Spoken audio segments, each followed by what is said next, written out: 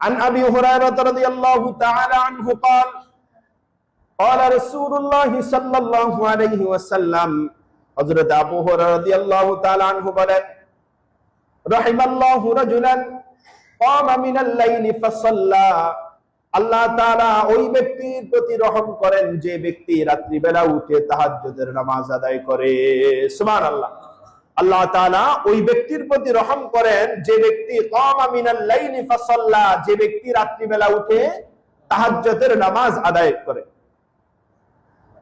এরপর আল্লাহর হাবিব বললেন ওয়াইকাদাত ইমরাআতুহু ফাসাল্লা, সে যখন তাহাজ্জুদের নামাজ পড়ার জন্য উঠলো তখন সে একা একা নামাজ পড়ে না, সে তার স্ত্রীকেও তাহাজ্জুদ নামাজ পড়ার জন্য ঘুম থেকে জাগ্রত করে দেয়।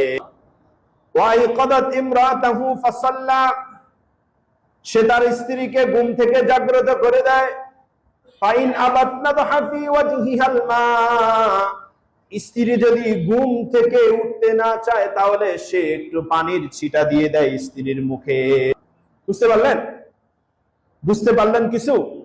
রাহিমাল্লাহু রাজুলান কামা মিনাল লাইলি ফাসাল্লা, আল্লাহ তাআলা ওই সকল স্বামীদের প্রতি রহম করেন যারা রাত্রি বেলা উঠে 2-4 রাকাত তাহাজ্জুদের নামাজ আদায় করে। সে যখন তাহাজ্জুদের নামাজ আদায় করতে উঠে ওয়াইকাদাত ইমরাআতুহু ফাসাল্লাত, সে যখন তাহাজ্জুদ নামাজ পড়ার জন্য উঠে তখন সে তার স্ত্রীকে জাগ্রত করে দেয়। ফাইন আবাতনা হাফি ওয়াজহিহাল মা, যদি তার স্ত্রী উঠতে না চায় তাহলে স্ত্রীর মুখের উপরে একটু পানির ছিটা দিয়ে দেয়। এটার পদ্ধতিটা কি? তা হলো আপনি যখন তাহাজ্জুদের জন্য উঠলেন, উঠে আপনি বাথরুমে গেলেন, ওযু করলেন, এসে আপনার স্ত্রীকে আপনি ডাকলেন। আপনার স্ত্রী যদি না উঠতে চায় তখন আপনি ওই যে ওযুর পানিটা আছে না, ওইটা আপনি আপনার স্ত্রীর মুখের মধ্যে একটু ছিটা দিয়ে দিবেন। তাহলে স্বামীরা তাহাজ্জুদ পড়তে উঠলে স্ত্রীকে জাগ্রত করে দিবে। তাহলে স্ত্রী যদি উঠে তাহলে স্বামী যদি স্ত্রীর মুখের মধ্যে পানি দেয় তাহলে স্ত্রীও স্বামীর মুখের মধ্যে পানি দিবে। তা কি?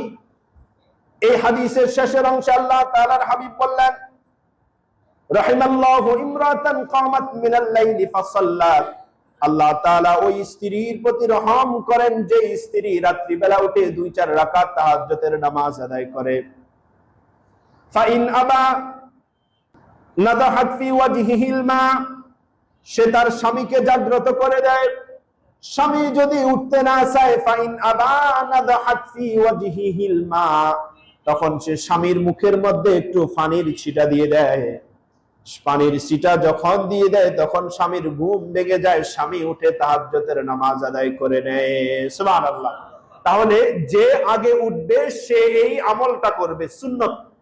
আবার যদি এমন হয় যে আপনার স্বামী যদি বদ মেজাজি হয়, স্ত্রী যারা আছেন স্বামী যদি বদ মেজাজি হয় তখন তো এটা করা যাবে না। আপনার কাছে যদি মনে হয় আপনার স্বামী ভালো, বা আপনি যদি তার মুখের মধ্যে পানির ছিটা দেন তাহলে আপনার উপর রাগান্বিত হবে না।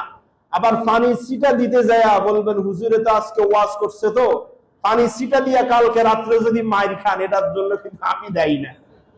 আর ভালো কাজে তাআওয়ানু আলাল বিররি ওয়াত তাকওয়া, ভালো কাজে একে অপরকে সাহায্য করবেন। আপনি নামাজ পড়বেন, আপনার স্ত্রীকে নামাজের কথা বলবেন। এভাবেই হোক আপনি আপনার স্ত্রীকে নামাজ পড়াতেই হবে, আপনি দায়িত্বশীল।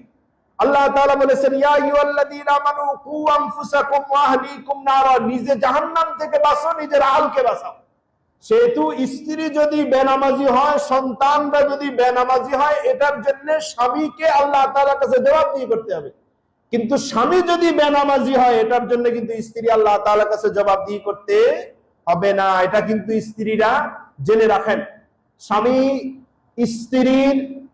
স্ত্রী যদি বেনামাজি হয় এটার দায়ভার স্বামীর উপরে। স্বামী যদি বেনামাজি হয় বা স্বামী যদি দিন নাও মানে এটার দায়ভার স্ত্রীর উপরে না। তবে স্ত্রী স্বামীকে বুঝানোর চেষ্টা করবে। বুঝাইতে গেলে যদি স্বামী রাগান্বিত হয়ে যায়, তাকে যদি মারতে যায়, তাহলে স্ত্রী স্বামীকে বুঝানোর কোনো দরকার নেই।